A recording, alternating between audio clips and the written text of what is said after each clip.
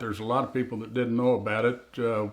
One of my very good friends, an artillery officer that I spent 25 years in the Army with, he and I were visiting one day after we both retired, and I mentioned Lam Son 719, and he said, "What's that?"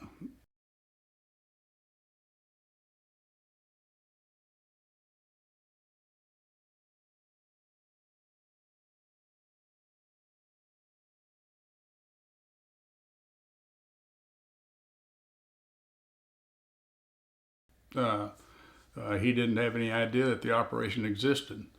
It was quickly forgotten by the American public because there was only a small population of U.S.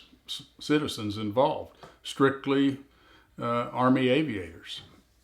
It wasn't like Quezon, where you have a large number of U.S. Soldiers involved. There were horrendous casualties during the operation, but those casualties were confined to the Vietnamese, both North and South.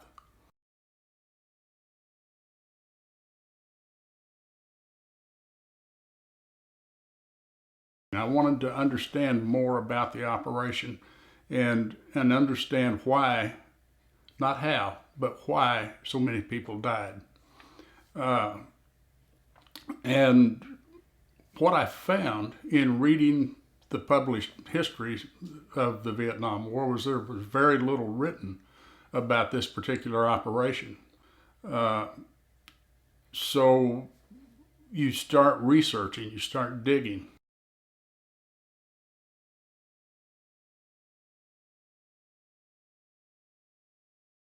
Somebody said, "Well, you ought to write a book."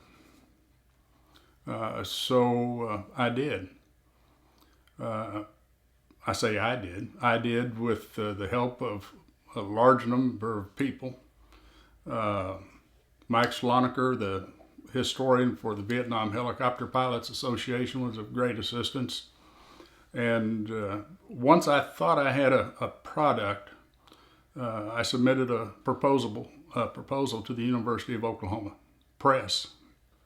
And they were great, very helpful, very patient. And I think it's important to understand the function of a university press.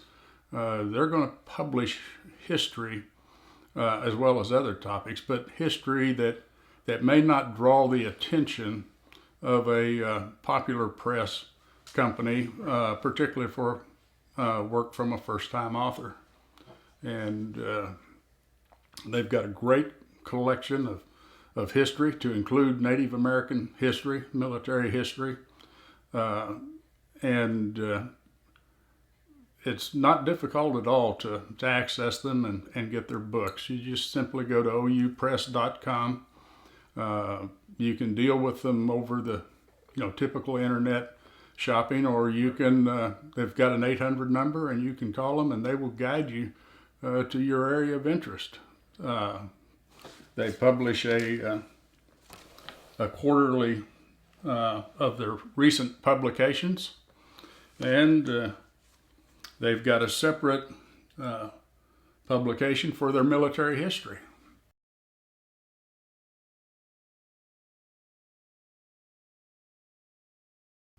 The book has been well received. I've not received a negative comment on it. The initial surge was through veterans of the operation. They wanted copies of the book. And they were extremely receptive, extremely complimentary, but it's begun to pick up momentum in the last year. It's begun to be noticed by a wider group of people, by historians. The Army has recognized the book. They published an excellent review in a magazine called Quarterly Review. It's the quarterly publication of the Command and General Staff College.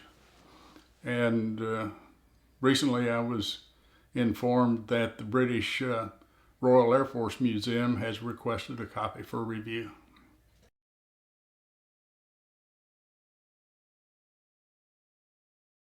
You know, one thing I would like to say before we go on is we overlook the contribution of the Lao soldiers that fought on behalf of the United States. They were the CIA secret army, the special guerrilla units. They sacrificed their homes, their families, and their lives. And those that were able to escape, you know, it was well known who they were, you know, inside the country. And once the communists took over, they were, you know, they were wanted men. They were, you know, they were dead men if they were caught. Some of them made it to the United States. And some of them spent 10, 12, sometimes as many as 15 years. I know one that spent almost 20 years in service to the United States government through the CIA. But they do not receive one nickel in veterans benefits. They've never come to the attention of the American public to the extent that the public would demand that these soldiers be recognized. Here in Oklahoma, we have a community of those soldiers living in Tulsa. This particular community is a Hmong community that was prevalent in northern Laos. And it's a little bit, I feel a little bit ashamed every time I meet with them that they've been treated, in my opinion, so poorly. And that's more than just their soldiers. They had doctors, they had nurses, teachers, entire families involved in supporting the United States.